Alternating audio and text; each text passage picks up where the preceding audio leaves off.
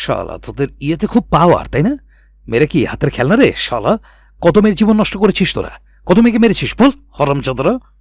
শিশিরকে বাইরে যেতে বলল ফারিস। শিশির চলে গেল। প্রিয়ান কনস্টেবলকে ফুটন্ত গরম পানি নিয়ে আসতে বলল। কনস্টেবল 2 জগ গরম পানি এনে টেবিলের উপর রাখল। ফারিস আর প্রিয়ান একে অপরের দিকে তাকিয়ে শয়তানি হাসি দিল। তারপর দুজন দুটো জগ হাতে তুলে নিল। ফারিসের হাতে জগে থাকা সবটা গরম পানি ফিলিপের গোপনাঙ্গে ঢেলে দিয়েছে। প্রিয়ানও একইভাবে মোস্তাকের গোপনাঙ্গে ফুটন্ত গরম পানি ঢেলে দিয়েছে। গরম পানি জায়গা মতো পড়তেই ফিলিপ আর মোস্তাক চিৎকার করে পুরো ঘর কাঁপিয়ে তুলল। রুমে অবস্থানরত পুলিশ সদস্য সহ ফিলিপ তৃপ্তি সহকারে এটা উপভোগ করল। ফারিস ফিলিপের চুল টেনে ধরে বলল, কি শালা গরম কমেছে নাকি এবার আগুনের কয়লা ঢালবো? ফিলিপের মুখে দিয়ে কোনো কথা বেরোলো না। ফারিস মোস্তাককে বলল, এই বুইরা খটাস, তোদের আগুনে ভাটা পড়ছে রে, নাকি জায়গা থেকে জিনিসটা খালাস করে দেব? মোস্তাক গুঙিয়ে উঠল। এবার শ্বাস টেনে টেনে বলল, ছেড়ে দে আমাদের, তোদের টাকা পয়সা দিয়ে ভরিয়ে দেব, ছেড়ে দে আমাকে। ফারিস এবার এর মুখ বরাবর দুটো লাথি বসিয়ে আবার নিজের জায়গায় গিয়ে বসল। প্রিয়ান মোস্তাকের মাথার চুল টেনে ধরল। চল শক্ত করে মুখ খুলল। টাকা লোভ সবাইকে দেখাস না, টাকার বিনিময়ে সবাই যে তাদের সম্মান খোয়াবে এমনটা নয় রে শালা। আচ্ছা বাদ দে সেসব, বল এবার তোরা এত পাপ করলি কিভাবে? মোস্তাক এবার মুখ খুলল।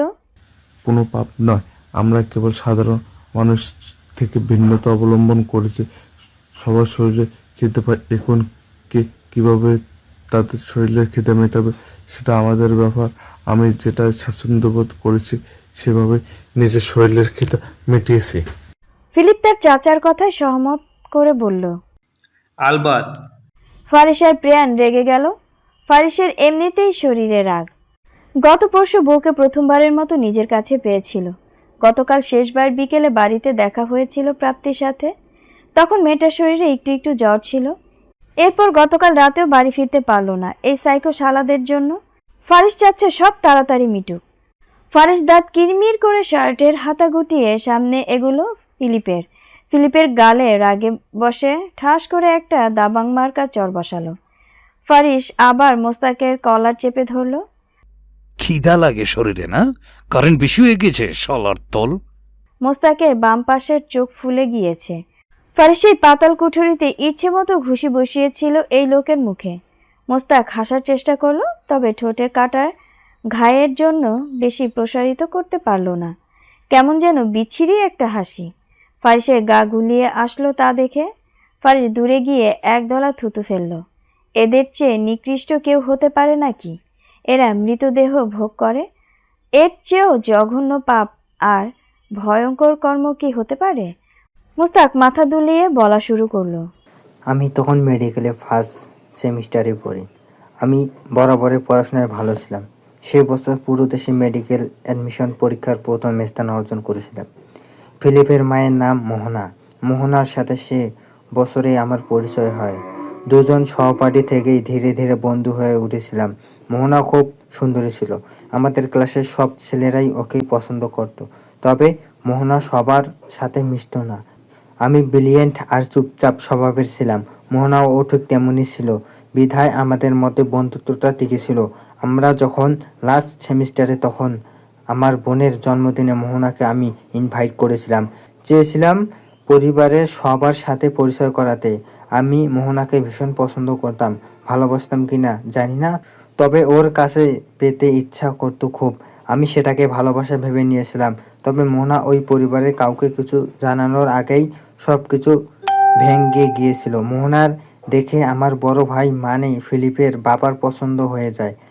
আমার মাও মোহনার পছন্দ করে বসে। মোহনাকে আমি কিছু বলে ওঠার আগেই আমাদের পরিবার থেকে মোহনার বাড়িতে বিয়ের প্রস্তাব পাঠানো হয়। মোহনার মধ্যবিত্ত ফ্যামিলি ছিল। এত ভালো পরিবার থেকে বিয়ের প্রস্তাব পেয়ে মেয়েকে বিয়ে দিতে রাজি হয়ে যায়। মোহনা আমার বড় ভাই তাশরিফ চৌধুরী বউ হয়ে আসে। আমাকে রোজা মোহনাকে নিজের ভাইয়ের বউ রূপে দেখতে হতো। তাশরিফ চৌধুরী আর মোহনার সুখের সংসার আমার চোখের কাটা হয়ে গিয়েছিল। বিয়ের পর মোহনার রূপ যেন আরও বেড়ে গেল। বেশ লোভ হতো মোহনার প্রতি। বিভিন্ন বাহানার মাঝে মাঝে ওকে ছুঁয়ে দিতাম। ওর বিষয়টা বুঝতে পেরে চড়ে গিয়েছিল, আমাকে অনেক কড়া কথা শুনিয়েছিল। আমি তখন বাড়ি ছাড়া হয়ে গিয়েছিলাম। বাড়িতে থাকলে মোহনাকে দেখতে পেলেই কাছে যেতে মন টানতো। কি করব তাই ভেবে চিন্তে পরিবার থেকে দূরে সরে গেলাম। তখন থেকে আমার মানসিক অবস্থা পতন ঘটতে থাকে, মন মেজাজ খারাপ হতে থাকে। চিৎকার করিয়েছিলাম, তবে বিশেষ লাভ হলো না।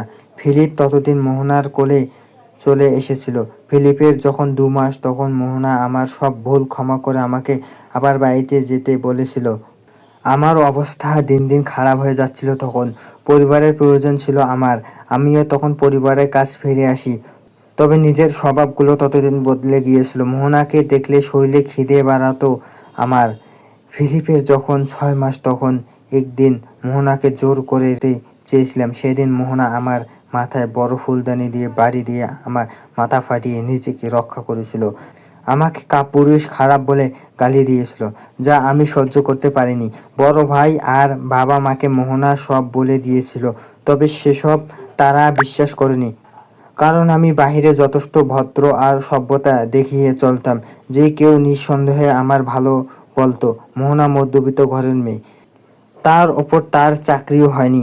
বাচ্চাকে নিয়ে আমাদের বাড়ি থেকে চলে যাওয়া তার পক্ষে সম্ভব ছিল না। তাই মোহনা ফিলিপের জন্য নিজের ইজ্জতের ঝুঁকি নিয়ে আমাদের বাড়িতে থেকে গেল। পরিবারের উদাসীনতায় আমি তখন আরও লাই পেয়ে গিয়েছিলাম। মোহনা যখন কাজ করত, তখন নানা অজুহাতে ওকে শুইয়ে দিতাম। মোহনা মাঝে মাঝে বিরক্ত হয়ে বেশ কথা শোনাতো।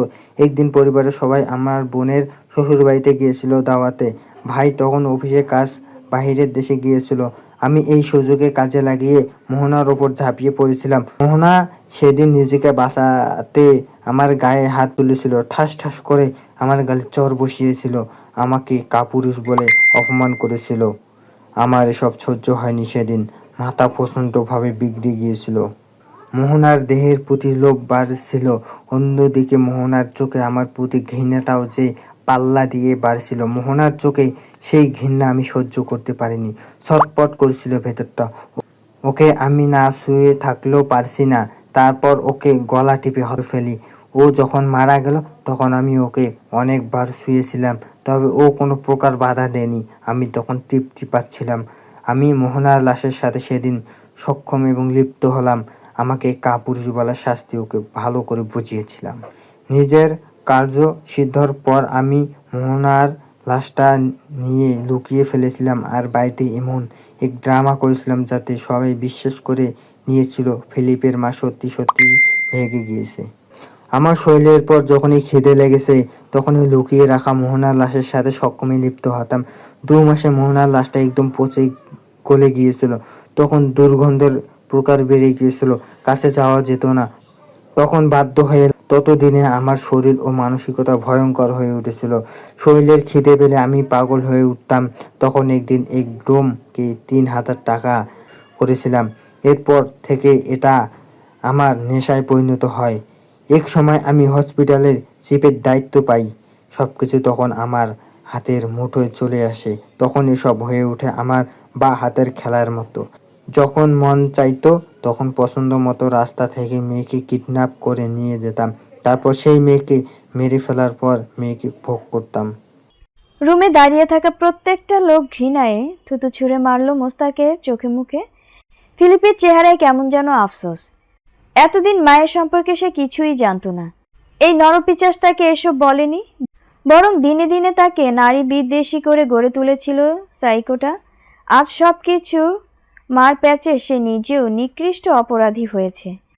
প্রেয়ান এবার প্রশ্ন করলো, ফিলিপ কিভাবে এ পথে এসেছে? মোস্তাক শব্দ করে হাসলো। তখন তাকে দেখতে মানুষ খেকো কুকুর লাগছিল যেন। মাথা নাড়িয়ে কথা বলতে শুরু করলো। ফিলিপের বয়স তখন 16। আমার ভাই দ্বিতীয় বিয়ে করেছিল। ফিলিপের যখন 6 মাস, তখন থেকে ছেলেটার বাবা মায়ের অনাদরে বড় হয়ে থাকে। ফিলিপের দেখাশোনার জন্য এক মহিলাকে আনা হয়েছিল। সেই মহিলাও ফিলিপের বয়সী এক বাচ্চা ছিল। নাম ছিল অইথ। অইথ তার ফিলিপ দুজন ধীরে বড় হতে থাকে। ফিলিপের সাথে কেউ মিশত না। সবাই ওকে ভয় পেত। ছোট থেকেই এত গম্ভীর ছিল যে ফিলিপের ঐথ ছাড়া কোনো বন্ধু ছিল না। ওর জীবনে সব কিছু ছিল। ওরা যখন 16 বছরে তখন ঐথ ওদের ক্লাসের এক ছেলের প্রেমে পড়ে। বিধায় ঐথ ফিলিপের সাথে কথা বলা কমিয়ে দেয়। ফিলিপ ডাকলে কানে নিত না, একসাথে স্কুল যেত না, সব সময় ওই ছেলের সাথে চিপকে থাকতো। ঐথ এরকম আচরণ ফিলিপ ডিস্টার্ব করছিল। আমি বিয়ে করিনি, ফিলিপের প্রতি মোহনার কারণে দুর্বল ছিলাম। মাঝে মাঝেই নিজে থেকে সময় বের করে কথা বলতাম। একদিন ওর মন খারাপের কারণ জিজ্ঞেস করলে ও সব খুলে বলেছিল। আমি যেন সেদিন ফিলিপের মাঝে আমাকে দেখতে পেয়েছিলাম। তখনই একদিন ফিলিপের সাথে নিয়ে এক মেয়েকে শিকার করে আনলাম। ফিলিপের সামনে সেই মেয়েকে মারলাম, তারপর ভোগ করলাম, তারপর টুকরো টুকরো করে নদীতে ভাসিয়ে দিলাম। সবচেয়ে আশ্চর্যর বিষয় হলো ফিলিপ সেদিন একটু ভয় পায়নি। যখন ও আমাকে এসব করতে দেখছিল তখন ওর চোখে দুটো চকচক ছিল। আমি ওকে এসব করে কি মেসেজ দিয়ে চেয়েছিলাম? সব যেন ছোট ছেলেটা সেদিন দক্ষতার সাথে আয়ত্ত করে নিয়েছিল। এরপর একদিন শুনি ঐথকে কোথাও পাওয়া যাচ্ছে না। সেই দিন নিখোঁজ হলো, আজও নিখোঁজ। সেই দিন ফিলিপকে জানে ডেকে ঐথ এর কথা জানতে চেয়েছিলাম। তখনই ফিলিপ বলেছিল, মেরে দিয়েছি চাচা। ফিলিপ ঐথকে তুলে নিয়ে এসেছিল আমার তৈরি করা পাতাল কুঠুরিতে, তারপর মেয়েটাকে ঝুলিয়ে নির্মম মৃত্যু দিয়েছিল। এরপর মেয়েটাকে ভোগ করে টুকরো টুকরো করে কুকুর দিয়ে খাইয়েছিল। এরপর থেকে ফিলিপের শরীরে খিদে পেলেই সেই পাতাল ঘরে চলে আসতো। আমি ওখানে ধীরে ধীরে ও আমার চেয়ে বড় শিকার হয়ে গিয়েছিল। 22 বছর বয়স থেকে রাস্তা থেকে মেয়েকে শিকার করে নিয়ে আসতো। ফিলিপের মুবাশিরার নামে মেয়েকে বিয়ে করতে দেওয়া হয়েছিল পরিবার থেকে। তবে মুবাশিরা ফিলিপের সম্পর্কে সব জেনে ফেলায় তাকে মেরে ফেলেছিল। ফিলিপ দৃষ্টিকেও বিয়ে করিয়ে দেওয়ার হয়েছিল পরিবার থেকে। এরপর দৃষ্টি মেয়েটাকেও বাঁচাতে পারেনি। এর অনেক বছর পর শিশির ফিলিপের মৃত্যু আত্মাটার কাছে এক পলাশ বৃষ্টি নিয়ে হাজির হয়েছিল। শিশিরের ভালোবাসায় ফিলিপের একটু একটু করে বদলাতে শুরু করেছিল। নিজ থেকেই নিজের চিৎকার করাতে শুরু করেছিল। যখন একটু স্বাভাবিক হয়েছিল তখন শিশিরের বিয়ে করে নিয়েছিল।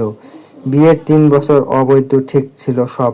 কুয়াশার যখন 3 বছর বয়স তখন আবার ওর মাথায় বিগড়ে যায়, আবার আগের রূপে ফিরে আসে। শিশির কুয়াশাকে ফারিসদের বাড়ি থেকে নিয়ে নিজের বাবার বাড়ি গিয়ে মিনুর সাথেই ছিল।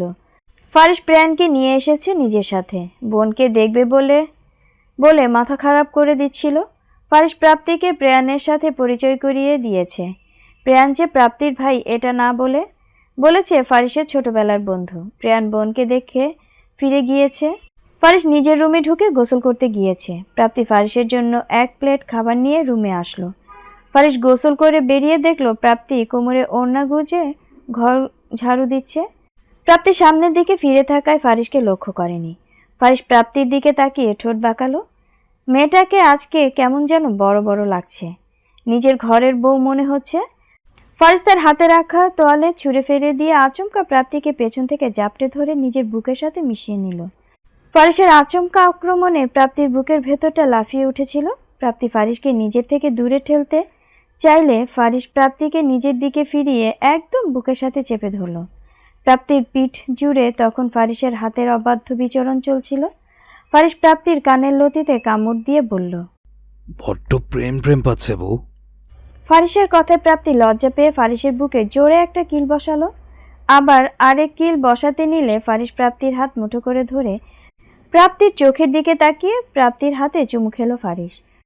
ফারিসের ভেজা চুমুতে প্রাপ্তির শরীরে দক্ষিণা বসন্তের দোলা লাগলো যেন। প্রাপ্তি চোখ বুজে বলল, ছাড়ুন, আপনি পচা লোক, দূরে যান বলছি। প্রাপ্তির কথায় ফারিস প্রাপ্তিকে নিজের বুকের সাথে আরো শক্ত করে চেপে ধরল, যেন প্রাপ্তিকে নিজের বুকের ভেতরে ঢুকিয়ে রেখে দিবে। প্রাপ্তি ফারিসের শক্ত হাতের বন্ধনের ভেতরে বিড়াল ছানার মতো গুটিয়ে পিষ্ট হতে লাগলো। ফারিস হাতের বাঁধন সামান্য আলগা করে এক হাতে প্রাপ্তির থুতনি ধরে মুখ উঁচু করে ধরল। প্রাপ্তির সমস্ত মুখে নিজের ওষ্ঠ ছুঁয়ে কত শত চুমু এঁকে দিতে ব্যস্ত হয়ে পড়ল। প্রাপ্তি ফারিসের মারাত্মক চুমুর তোপে পড়ে লজ্জায় লাল নীল হতে লাগলো। ফারিস নিজের কাজ শেষ করে প্রাপ্তিকে কোলে তুলে নিল। প্রাপ্তি আমতা আমতা করে বলল, কি করছেন? ছাড়ুন, আপনি একটা বজ্জাত। আমি বড় আম্মুর কাছে আজকে কিন্তু বিচার দেবো বলে দিলাম। প্রাপ্তিকে আর কথা বলার সুযোগ দিল না ফারিস। নিজের ওষ্ঠ চেপে ধরল প্রাপ্তির ওষ্ঠে, সেই সাথে বাড়তে থাকলো হাতের গাঢ় স্পর্শগুলো। প্রাপ্তির কোমরে গুজে রাখা ওড়না অনেক আগেই ঢিলে হয়ে গিয়েছিল। ফারিস এক টানে সেটা কেড়ে নিয়ে ফ্লোরে ছুঁড়ে মারল। ফারিস মায়া ভরা চোখে প্রাপ্তিকে দেখে নিয়ে চোখ টিপ দিল। প্রাপ্তির কানে কানে বলল, ঠিক হয়েছিস নাকি আবার জ্বর বাঁধাবি? প্রাপ্তি ভীষণ লজ্জা পেল ফারিসের কথায়। প্রাপ্তি কিছু বলতে নিচ্ছিল, তার আগেই ফারিস প্রাপ্তির বুকে মুখ গুজে শুয়ে পড়ল। আগের মতো আর দুষ্টুমি করছে না, অনেকটা শান্ত হয়ে শুয়ে চোখ বুঝল ফারিস। প্রাপ্তি ফারিসের মাথার চুল টেনে দিতে দিতে বলল, খাবার এনেছি, খেয়ে ঘুমান। ফারিস খাবে না খাবে কোনো উত্তর দিল না। প্রাপ্তির বুকে নিজের নাক মুখ ঘষে আরো শক্ত করে বুকে মাথা ডুবিয়ে শুয়ে পড়ল। প্রাপ্তিও ফারিসের মাথায় হাত বুলিয়ে দিতে দিতে চোখ বুঝল। দেখতে দেখতে কেটেছে 2 দিন। আজ ফিলিপ আর মোস্তাকের জনসম্মুখে মৃত্যু কার্যকর করা হবে। সবাই বিশাল মাঠে জমা হয়েছে। ফিলিপ আর মোস্তাক চৌধুরীকে বিশাল মাঠে বড় শক্ত বাঁশের সাথে বেঁধে রাখা হয়েছে। এদের সামনে ছোট বড় অসংখ্য পাথরের স্তূপ, যেখান থেকে কঙ্কর নিক্ষেপ করে মেরে ফেলা হবে মানুষরূপী এই নরপিচাসকে, যাতে পরবর্তীতে কেউ এইরূপ পাপ করার সাহস না পায়, সেই উদ্দেশ্যে এই আয়োজন। যাতে নারীদের নির্যাতন করার কথা ভাবলে এদের বেহাল অবস্থার কথা সবাই স্মরণ করতে পারে। প্রথমে কিডন্যাপ করা মেয়েদের পরিবারের সদস্য ফিলিপ আর মোস্তাকের উপর পাথর নিক্ষেপ করল। পরপর সাধারণ জনগণ ফিলিপ ও মোস্তাকের গায়ে পাথর ছুঁড়েছে। পাথরের আঘাতে ক্ষত বিক্ষত হয়ে ধীরে ধীরে এদের দেহ থেকে প্রাণ আলাগ হয়েছে। পুরো দেশের মানুষ তৃপ্তি সহকারে তা উপভোগ করেছে। সময়ের ধারাবাহিকতায় কেটে গিয়েছে 2 মাস। ফারিসদের পুরো পরিবার 1 সপ্তাহ হলো কিশোরগঞ্জে এসেছে। সামনের শুক্রবারে দেওয়ান পরিবারের একসাথে 2 বিয়ের আয়োজন করা হয়েছে। ফারিস আর প্রাপ্তির, মোনালিসা আর আরহামের, রোহান আর আনিশারও একই দিনে বিয়ে। 3টি বিয়ে একসাথে সম্পন্ন করা হবে। অবশ্য ফারিস আর প্রাপ্তি আগেও 2 বার কবুল পড়েছে, এখন শুধু তাদের অনুষ্ঠান করে বিয়ে পড়ানো হবে আর কি। ফারিসদের মামা বাড়ি থেকে 2 মামা তাদের পরিবার সবাইকে নিয়ে এসেছে গতকাল। ফারিসের নানা নানুও এসেছে, তাদের প্রাপ্তিকে বেশ পছন্দ হয়েছে। ফারিসের নানা নিজাম হায়দার এসেই নাত বউয়ের মুখ দেখেই প্রাপ্তির হাতে 5,000 টাকা ধরিয়ে দিয়েছে। ফারিসের নানুমণি রূপালী বেগম প্রাপ্তির মুখ দেখে 1 জোড়া ভারী স্বর্ণের চুড়ি প্রাপ্তির হাতে পরিয়ে দিয়েছে। ফারিসের 2 মামা সহ মামিরা প্রাপ্তিকে কিছু না কিছু উপহার দিয়েছেই। ফারিসের 2 মামা, 2 জনই বারিশার ছোট। বড় জনের নাম রাহাত হায়দার, তার বউয়ের নাম তুলি হায়দার। তাদের 1 মেয়ে 1 ছেলে, নাম নিশাত আর নাবিল। মেয়ে ক্লাস 9-এ পড়ে আর ছেলে ক্লাস 5-এ। ফারিসের ছোট মামার নাম রায়হান হায়দার, তার স্ত্রীর নাম তাসনুবা হায়দার। তাদের যমজ 2 ছেলে, বয়স 7 বছর। দুটোর চেহারাই একরকম, নাম জারিফ আর তারিফ। এরা এসেছে থেকেই প্রাপ্তির পিছু পিছু ঘুরছে। পারভিনের বড় বোন পান্না এসেছে 2 ছেলে আর বউদের নিয়ে। পারভিনের মা বাবাও এসেছে। প্রাপ্তিকে সবাই অনেক আদর করে, বিশেষ করে পারভিনের মা পলাশী বেগম। তিনি প্রাপ্তির জন্য কয়েক পদের আচার বানিয়ে এনেছে নিজ হাতে। সব মেহমানরা চলে এসেছে গতকালের মধ্যেই। আজকে থেকেই গায়ে হলুদের অনুষ্ঠান শুরু হবে। বাড়ির বড়রা সব আয়োজন করলেও ছোটরা মিলে পুরো বাড়ি সাজিয়েছে। ফারিস খুবই ব্যস্ত। সেই সকালে 1 কাপ কফি খেয়ে বেরিয়েছে, এখন বিকেল 3টা বাজতে শুরু করলো, অথচ তার কোনো খোঁজ নেই। প্রাপ্তির গাল ফুলিয়ে ছাদের এক কোণায় বসে আছে। অপর পাশে মোনালিসা আর আনিশা কি সুন্দর ফোনে হেসে হেসে কথা বলছে আরহাম আর রোহানের সাথে। প্রাপ্তি ছটফট করতে করতে উঠে দাঁড়ালো। পরনে এক গাঢ় বেগুনি রঙের একটা 3 পিস, মাথায় ওড়নাটা টানা। প্রাপ্তিকে উঠতে দেখে নাতাশা আর নাবিল দৌড়ে এলো। তাদের পিছু পিছু তাদের সাথে আরো 2 বিচ্ছু জারিফ তারিফ এলো। তারা প্রাপ্তিকে বলল তাদের সাথে কানামাছি খেলতে। এত আবদার করলো যে প্রাপ্তি না করতে পারলো না, বিধায় তাদের সাথে খেলতে নিচে যেতে হলো। নাতাশা একটা কাপড় দিয়ে প্রাপ্তির চোখ বেঁধে দিল। তারপর সবাই বলল, এবার আমাদের ধরে দেখাও। প্রাপ্তিকে সবাই ছোট ছোট হাতে ছুঁয়ে আবার দৌড়ে পালিয়ে যাচ্ছে, যাতে প্রাপ্তি তাদের ধরতে না পারে। সবাই খিলখিল করে হাসছে আর বাগানের চারপাশে ঘুরছে। তখনই ফারিস ঘেমে নিয়ে ঢুকলো বাড়ির গেট দিয়ে। বাগানের দিকে তাকাতেই দেখলো তার বউ বিচ্ছুদের সাথে খেলছে। ফারিস প্রাপ্তিকে দেখে থেমে গেল, এক দৃষ্টিতে পরখ করলো কিছুক্ষণ। নাতাশা ফারিসকে আগেই দেখে নিয়েছিল, তার মাথায় দুষ্টু বুদ্ধি চেপে বসলো। সে সবাইকে ইশারা করে দূরে সরে যেতে বলল। ফারিস ততক্ষণে প্রাপ্তির কাছাকাছি চলে এসেছে। নাতাশা নিজেও এখান থেকে কেটে পড়ার আগেই ইচ্ছে করেই প্রাপ্তিকে পেছন থেকে ধাক্কা দিয়ে ফারিসের দিকে ঠেলে দিল। ধাক্কা দিতেই সে এক দৌড়ে ফুলের গাছের আড়ালে বাকিদের সাথে চলে গেল।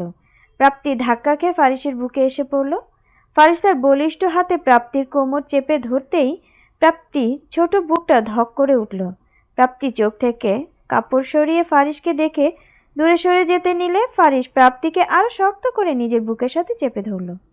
প্রাপ্তি ফারিসের দিকে এক পলক তাকিয়ে চোখ নামিয়ে নিল। ফারিস প্রাপ্তির ফুলো ফুলো গাল আর চোখে জমে থাকা অভিমান দেখে ঠোঁট বাঁকালো। তার পিচ্চি বউ তার সাথে আজকাল রাগ অভিমানও করে। ফারিস প্রাপ্তিকে অবাক করে দিয়ে প্রাপ্তির দুই গালে পরপর দুবার নিজের ওষ্ঠ ছুঁয়ে দিল। তারপর কোনো কিছু না বলেই প্রাপ্তিকে এক ঝটকায় নিজের কোলে তুলে নিয়ে বাড়ির ভেতরের দিকে যেতে লাগলো। প্রাপ্তি ছটফট করে হাত পা ছুড়ে যাচ্ছে। প্রাপ্তি ফারিসের কলার চেপে ধরে বলল, কি করছেন? কোলে কেন নিয়েছেন? বাড়িতে কত মানুষ, সবাই দেখবে। আমার লজ্জা লাগছে, নামিয়ে দিন আমায় প্লিজ। চুপ, কোনো কথা নয় লিটল চেরি, দেখলে দেখুক, নিজের বউকে কোলে নেওয়ায় কোনো ভাব তো দেখছি না। প্রাপ্তি আর কিছু বলতে নিলেই ফারিসের ধমকে চুপ করে গেল। প্রাপ্তি লজ্জায় কোনো দিকে না তাকিয়ে ফারিসের বুকে মুখ গুজে লুকিয়ে থাকলো। ফারিসের কোলে প্রাপ্তিকে দেখে সবাই মিটিমিটি হাসতে লাগলো। ফারিসের সেই দিকে দেখার ইচ্ছে নেই। ফারিস প্রাপ্তিকে কোলে নিয়ে এসে বেডে শুইয়ে দিল।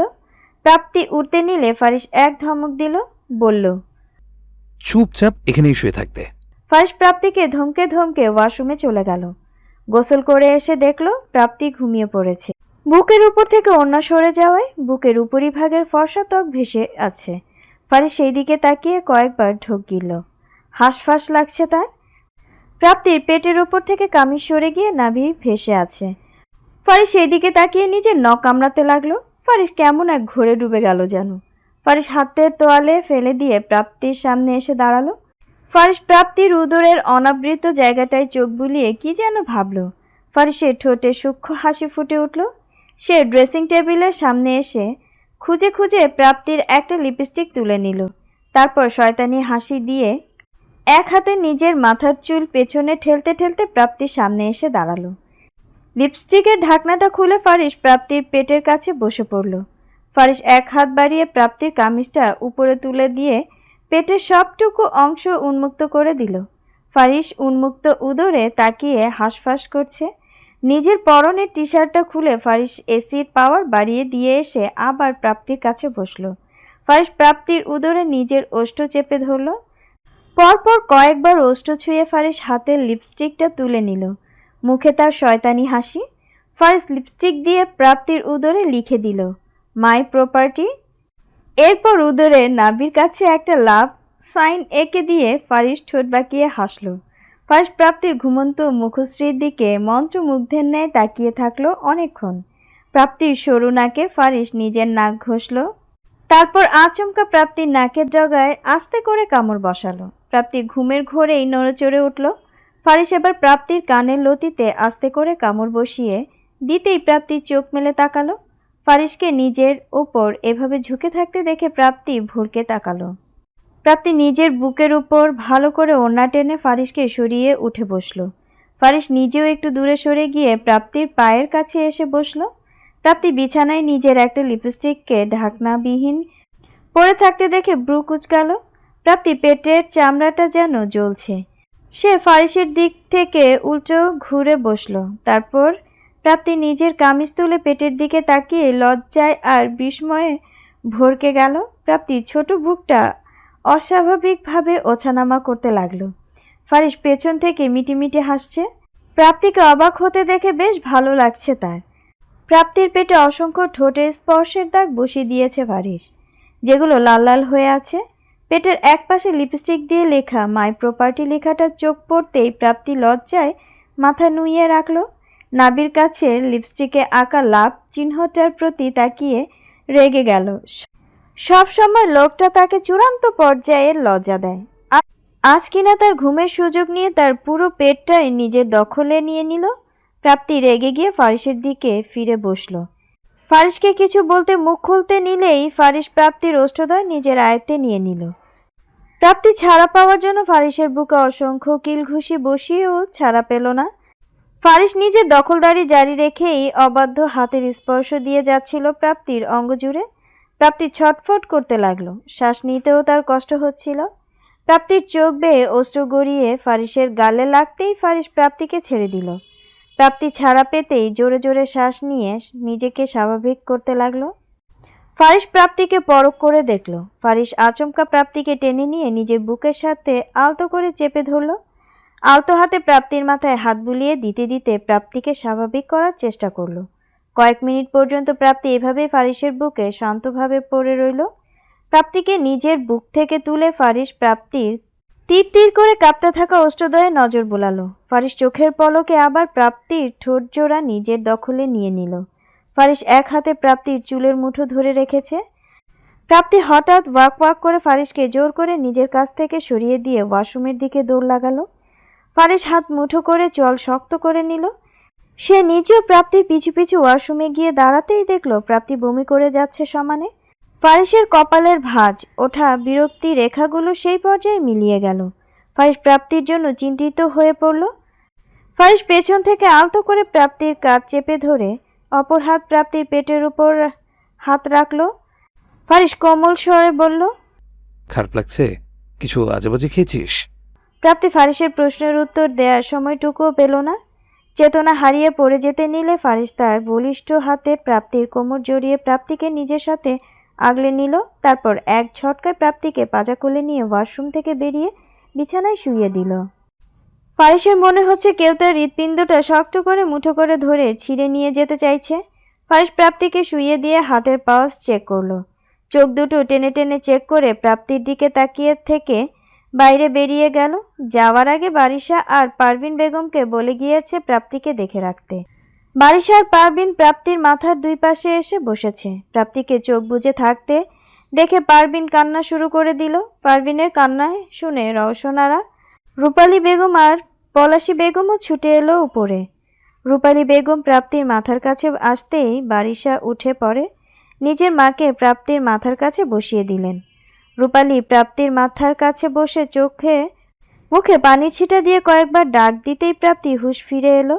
প্রাপ্তি হুঁশ ফিরতেই সবাই প্রাপ্তির চতুর্দিকে গোল হয়ে দাঁড়িয়ে প্রাপ্তিকে নিয়ে ব্যস্ত হয়ে পড়ল। প্রাপ্তি হুঁশে ফিরে সবাইকে এক পলক দেখে নিল। তার মাথাটা এখনো ঘুরছে, আবার বমি বমি ভাব পাচ্ছে তার।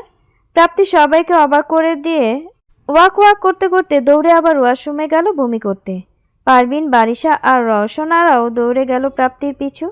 প্রাপ্তিকে এমন করতে দেখে রূপালী বেগম আর পলাশী বেগম একে অপরের দিকে তাকিয়ে কিছু একটা বুঝে মুচকি মুচকি হাসলেন। পারভিন মেয়েকে ধরে নিয়ে এসে বসালো বিছানায়। প্রাপ্তিকে রূপালী বেগম কিছু প্রশ্ন করলেন। প্রাপ্তি মাথা নিচু করে সব প্রশ্নের জবাব দিল। রূপালী বারিশাকে কিছু একটা আনতে বললেন। বারিশা মিনিট 10 পর প্রেগনেন্সি টেস্ট কিট হাতে রুমে আসলো।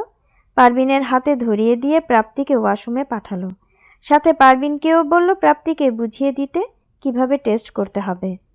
প্রাপ্তি তার মায়ের কথা মতো ওয়াশরুমে গিয়ে টেস্ট করে এসে কিটটা রওশনারার দিকে বাড়িয়ে দিল।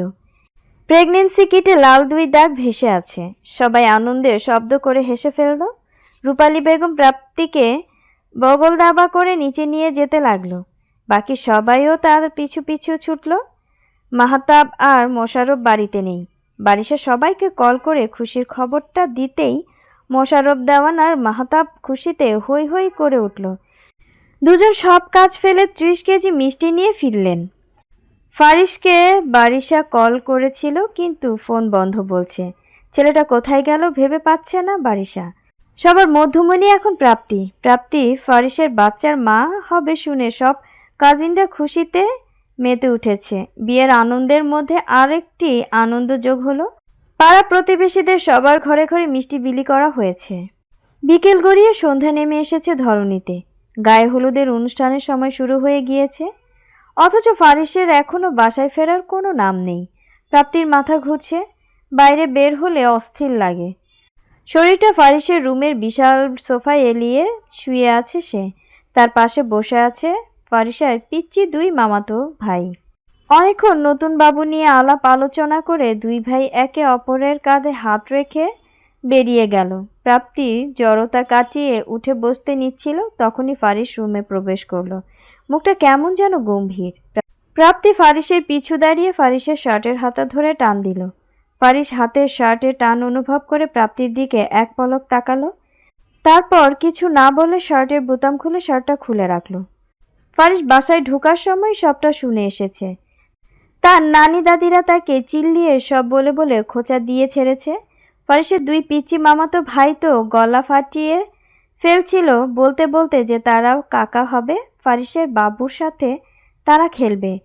ফারিসকে কিছু বলতে না দেখে প্রাপ্তি আচমকা ফারিসকে পেছন থেকে জড়িয়ে ধরে কেঁদে ফেলল।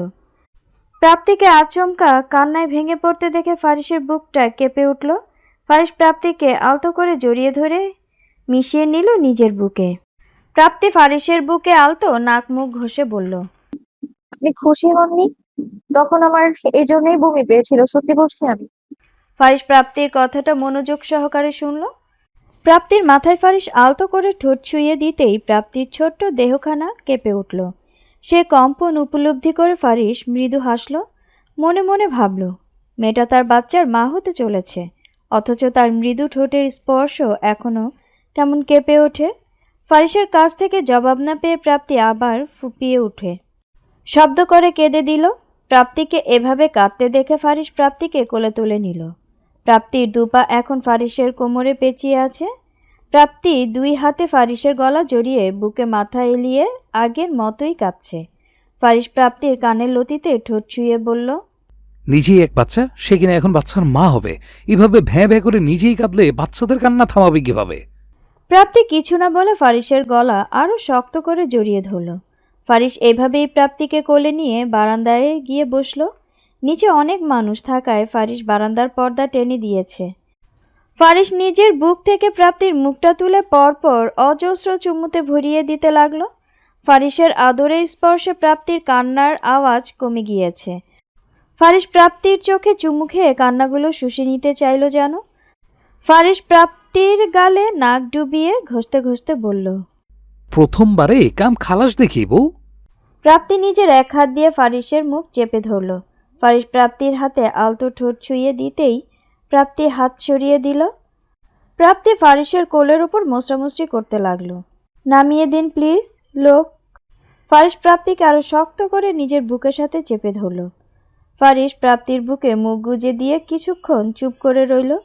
প্রাপ্তিও কিছু বলল না। ফারিস কিছুক্ষণ পর মাথা তুলে প্রাপ্তির দিকে তাকিয়ে প্রাপ্তির পরনের কামিজটা সরিয়ে উদরটা উন্মুক্ত করে দিল। ফারিস এক দৃষ্টিতে মনোযোগ সহকারে তাকিয়ে থেকে নিজের ঠোঁট ছুঁয়ে দিল আলতো করে, যেন নিজের অংশটুকুকে ছুঁয়ে দিল। এখানেই তো তার নিজস্ব সত্তার অস্তিত্ব বেড়ে উঠছে। ফারিসের ঠোঁটের স্পর্শে প্রাপ্তি কেঁপে উঠছে বারবার। প্রাপ্তি কাঁপা কাঁপা হাতে ফারিসের চুলের উপর আঙ্গুল ঢুকিয়ে মাথায় হাত বুলিয়ে দিল। ফারিস প্রাপ্তির উদরে অসংখ্যবার ঠোঁট ছুঁয়ে দিয়ে প্রাপ্তির কপালে শব্দ করে চুমু খেল। ফারিস প্রাপ্তির চোখের দিকে তাকিয়ে এবার প্রশ্ন করল, সেদিন যে ওষুধ দিয়েছিলাম সেটা খাসনি না? প্রাপ্তি কিছু একটা মনে পড়তেই লজ্জায় মুখ নামিয়ে নিল। অপ্রস্তুত হয়ে বলল, ভুলে গিয়েছিলাম। ফারিস হেসে ফেলল। কবেট একটা। আচ্ছা যাক সেসব। প্রথম বাসরে বাপ হচ্ছি, নিচের উপর কেমন যেন গর্ব গর্ব হচ্ছে রে বউ। চুপ করুন না, নয়তো আমি আপনার সাথে কথা বলবো না। ফারিস প্রাপ্তির হাতে আলতো করে কামড় দিতেই প্রাপ্তি হাত সরিয়ে নিল। ফারিস প্রাপ্তিকে কোলে নিয়ে উঠে পড়ল ডিভান থেকে। ফারিস প্রাপ্তির জন্য সুন্দর একটা হুড়োদ শাড়ি কিনে এনেছে। ফারিস প্রাপ্তিকে যত্ন সহকারে শাড়িটি পরিয়ে দিয়ে দিল। তারপর তাকে কিছু গহনা গায়ে পরিয়ে দিল। ফারিস প্রাপ্তির কোমরে একটা বিছা পরিয়ে দিয়েছে। বিছা পরানোর সময় ফারিসের হাত অবাধ্যভাবে প্রাপ্তির কোমরের আর উদরে বিচরণ করছিল। তখনই বাইরে থেকে সবার ডাক শোনা গেল। সবাই তাদের জন্য অপেক্ষায় আছে। ফারিস প্রাপ্তিকে অবাক করে দিয়ে কোলে তুলে নিল। ফারিস প্রাপ্তিকে কোলে নিয়েই নিচে গেল। প্রাপ্তি বারবার মোস্টামুষ্টি করে নামার চেষ্টা করলেও লাভ হয়নি। গায়ে হলুদের অনুষ্ঠান শেষ হয়েছে। প্রাপ্তি, মোনালিসা আর আনিশাকে আজকে বেশ সুন্দর লাগছিল। প্রেয়ানও এসেছিল বোনের গায়ে হলুদে। বোন ভাইকে না চিনলেও ভাই তার বোনের প্রতি কত মায়া সেটা হয়তো প্রাপ্তি এখনো জানতে পারল না। গায়ে হলুদের পর সবাই মেহেদি দিতে বসেছে। ফারিস প্রাপ্তিকে চোখের ইশারায় দিয়ে উপরে যেতে বলেছে। ফারিসের উপর বিরক্ত সে। একটুও প্রাপ্তিকে কাছছাড়া করছে না লোকটা। লোকে কি ভাববে এসব দেখলে? এখন হাতে মেহেদি দিবে আর সে কি আবার ডাক শুরু করেছে। প্রাপ্তি শাড়িটা দু হাতে উঁচিয়ে ধরে নিজেদের ঘরে আসলো। রুমে ঢুকতেই ফারিস প্রাপ্তির হাত টেনে নিয়ে বিছানায় বসিয়ে দিল। হাতে তার অর্গানিক মেহেদি। প্রাপ্তি ভুরু কুঁচকে ফারিসের হাতের দিকে তাকিয়ে দেখতে থাকলো। ফারিস প্রাপ্তির হাত টেনে নিয়ে 2 হাত ভরে মেহেদি দিয়ে দিল। প্রাপ্তি এতক্ষণ মুগ্ধ দৃষ্টিতে ফারিসকেই দেখে যাচ্ছিল আর ভাবছিল এরকম অলরাউন্ডার বর তার কপালে জুটল কিভাবে। সব কিছুতেই কেমন ওস্তাদ এই লোক। ফারিসের মেহেদি দেওয়ার স্টাইল বেশ ইউনিক আর সুন্দর হয়েছে। প্রাপ্তি মুগ্ধ হয়ে দেখলো সবটা। ফারিস প্রাপ্তির 2 হাতের মাঝে মেহেদি দিয়ে সুন্দর করে লিখে দিয়েছে ফারিস। প্রাপ্তি ছোট বাচ্চার মতো চোখ বড় বড় করে সবটা দেখে ফারিসের মুখের দিকে তাকাতেই দুজনে চোখাচোখি হয়ে গেল। ফারিসের ঠোঁটে দুষ্টু হাসি। ফারিস গলা ছেড়ে গান ধরল। শুক্রবারের সকাল থেকেই দেওয়ান পরিবার জুড়ে উৎসবের আয়োজনে মেতে উঠেছে। প্রাপ্তি, মোনালিসা আর আনিশা পার্লারে গিয়েছে বউ সাজতে। আব্রাহাম তাদের দিয়ে এসেছিল। আসার সময় ফারিস আনতে যাবে। প্রাপ্তি লাল বেনারসি শাড়ি পরেছে। অল্প সাজে তাকে একদম পরীর মতো লাগছে। আনিশা, মোনালিসাও লাল রঙের বেনারসি শাড়ি পরেছে। সবাই হালকা সেজেছে। হালকা সাজেই তাদের সবাইকে অপসরী লাগছে। সাজ শেষ হতেই প্রাপ্তি আগেই বেরিয়ে গেল। প্রাপ্তির পিছু পিছু আনিশা আর মোনালিসাও বের হলো। প্রাপ্তি কয়েক কদম এগুতেই তার 4-5 জন লোক ঘিরে ধরল তাকে। সবার মুখে মাস্ক থাকায় তাদের চেহারা দেখা যাচ্ছে না। সবার হাতেই বন্দুক, নয়তো ধারালো চাকুও ধরা। একটা লোক প্রাপ্তির মাথায় বন্দুক ঠেকিয়ে ধরতেই প্রাপ্তি ভয়ে শীট মেরে উঠল। লোকটা প্রাপ্তির গান পয়েন্টে নিয়ে এসে বলল চুপচাপ গাড়িতে উঠে বসে পড়তে। প্রাপ্তির মাথায় বন্দুক ঠেকানো দেখে মোনালিসা আর আনিশা চিৎকার চেঁচামেচি করতে লাগলো। তখন 2 জন লোক তাদের দুজনের গলায় ছুরি চেপে ধরে বলল, চিৎকার করলে সব কয়টাকে এখানেই মেরে ফেলে রেখে যাব। প্রাপ্তিকে বাধ্য হয়ে গাড়িতে উঠে বসতে হলো। প্রাপ্তি গাড়িতে উঠে বসতেই মোনালিসা আর আনিশাকে ধাক্কা দিয়ে ফেলে দিয়ে লোকগুলো গাড়িতে উঠে বসে পড়ল। গাড়ি স্টার্ট দিয়ে মুহূর্তেই উধাও হয়ে গেল। মোনালিসা আর আনিশা কাঁদতে কাঁদতে ফারিসকে সবটা জানালো। ফারিস সবকিছু শুনে দিশেহারা হয়ে বাইক নিয়ে ছুটল। ফারিসের ফোনে একটা মেসেজ এসেছে। বউকে বাঁচাতে চাইলে কাউকে কিছু না জানিয়ে চুপচাপ মেসেজ পাঠানো ঠিকানায় চলে এসো। ফারিস মেসেজের লোকেশনের জায়গায় পৌঁছে বাইক থেকে নেমে পড়ল। একটা পরিত্যক্ত বিল্ডিং চোখে পড়ল ফারিসের। ফারিস সতর্কতার সাথে সেই দিকে পা বাড়ালো। বিল্ডিংটার দোতলায় উঠতেই ফারিস দেখল প্রাপ্তিকে একটা চেয়ারের সাথে বেঁধে রাখা হয়েছে। প্রাপ্তির পরনে লাল টুকটুকে শাড়ি, শাড়ির উপরে হেজাব বাঁধা। প্রাপ্তি চেয়ারে বসে মুচড়ামুচড়ি করে যাচ্ছে আর কান্না করছে। দৃশ্যটা ফারিসের চোখে ভাসতেই ফারিস পাগলের মতো সেই দিকে ছুটে যেতে নিল। তখনই একটা কণ্ঠস্বর ভেসে এলো, ওখানেই দাঁড়ান, নয়তো এই মেয়েকে এখনই উপরে পাঠিয়ে দেব। প্রাপ্তির মাথায় মুরসালিন শিকদারের সৎ মেয়ে উষা বন্দুক ঠেকিয়ে রেখেছে। ফারিস সজাগ দৃষ্টিতে চারপাশে চোখ বুলিয়ে দেখল 8-10 জন বলিষ্ঠ দেহের লোক ফারিসের চারপাশে দাঁড়িয়ে আছে। ফারিস উষাকে দেখে রেগে গিয়ে বলল, তুমি? হ্যাঁ, আমি। তোমার এত বড় সাহস আমার স্ত্রীকে কিডন্যাপ করেছো? তখনই মুরসালিন শিকদার বেরিয়ে এলেন হাসতে হাসতে। হাতে হাত তালি দিয়ে ফারিসের মুখোমুখি হয়ে দাঁড়ালেন। মুরসালিন শিকদারকে দেখেই ফারিসের রাগে মাথা ফেটে যাচ্ছিল। ফারিস চোয়াল শক্ত করে মুরসালিন এর পাঞ্জাবির কলার চেপে ধরল। তুই ওকে তুলে এনেছিস? এসবের পিছনে তাহলে তোর হাত আছে? মুরসালিন শিকদারের গায়ে হাত দেয়াতে 4-5টা লোক ফারিসকে চেপে ধরে সরিয়ে নিতে লাগলো। চোখের সামনে ফারিসকে এতগুলো লোক চেপে ধরায় প্রাপ্তির কান্না পাচ্ছিল। প্রাপ্তি মুখ বাঁধা থাকায় সে বারবার অস্পষ্ট শব্দ করে ফারিসকে ছেড়ে দিতে বলছিল। 4-5 জন লোক মিলে ফারিসকে মুরসালিনের কাছ থেকে দূরে সরিয়ে নিল। তারপর সবগুলো লোক মিলে ফারিসকে প্রাপ্তির মুখোমুখি বসিয়ে একটা চেয়ারে বসিয়ে শক্ত করে বেঁধে দিল। ফারিসের রাগে চোখ মুখ লাল হয়ে আছে। উষা নিজের হাতের বন্দুকটা একটা গুন্ডার হাতে দিয়ে বলল প্রাপ্তির মাথায় ঠেকিয়ে রাখতে। উষা হাসতে হাসতে এবার ফারিসের সামনে এসে দাঁড়ালো। ন্যাকামো করে মুরসালিন শিকদারের হাত জড়িয়ে ধরে বলল, পাপ্পা, দেরি হয়ে যাচ্ছে তো, এক্ষুনি ওদের ডিভোর্স পেপারে সাইন করতে হবে তো। তারপর আমার আর ফারিসের বিয়ে হবে। উষার কথাগুলো শুনে ফারিস আর প্রাপ্তি একে অপরের দিকে শক লাগা দৃষ্টিতে তাকালো। এসব কি বলছে এরা? ফারিস চিল্লিয়ে উঠল। What the hell! আমি আমার স্ত্রীকে ডিভোর্স দিয়ে তোর মতো কামিনীকে বিয়ে করব? ভাবলি কিভাবে? ফারিসের কথায় মুসাল্লিন আর উষা বিকৃতভাবে হাসল। তারপর অস্ত্র হাতে দাঁড়িয়ে থাকা লোকটাকে ইশারা দিতেই লোকটা বন্দুকের নল আরো শক্ত করে প্রাপ্তির মাথায় ঠেকিয়ে ধরল। উষা তাচ্ছিল্য স্বরে হেসে ফারিসের দিকে একটা কাগজ আর পেন বাড়িয়ে দিল। নিজের আর বউয়ের ভালো চাইলে ঝটপট এখানে একটা সাইন করে দিন। ফারিসের চোখ বুলিয়ে দেখল এটা তার আর প্রাপ্তির ডিভোর্স পেপার। ফারিস চোখ গরম করে তাকালো উষা আর মুসালিন শিকদারের দিকে। প্রাপ্তির দুই চোখ দিয়ে অঝোর ধারায় কান্না করছে। ফারিসকে কেন এই মেয়ে কেড়ে নিতে চাইছে প্রাপ্তি বুঝতে পারছে না। মুসাল্লিন নামক লোকটার সাথে প্রাপ্তির কি শত্রুতা বুঝতে পারছে না। ফারিস রেগে গিয়ে গলা উঁচিয়ে বলল,